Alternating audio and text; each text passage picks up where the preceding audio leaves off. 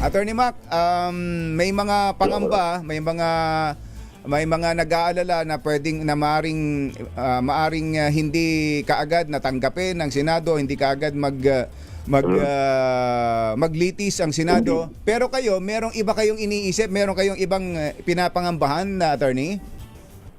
Yes, sa akin palagi kasi hindi naman gagawin ng Senado yun na hindi magkukonvene. Alam mo, si Senator Cayetano is a seasoned lawyer, seasoned politician at alam niya ang batas. Opo. Ang aking pinangambahan dyan ay hindi yung hindi pag-convene, kundi yung pagpapile ng sagot ni ng Vice President, na kung saan, bukod sa kanyang sagot, ay magpapile siya ng motion to dismiss or motion to quash the articles of impeachment. Na yan ay nangangailangan lamang ng 13 votes. So, yun ang dapat babantayan natin kung yan ay gagawin bilang isang legal strategy or legal remedy ng mga abogado ng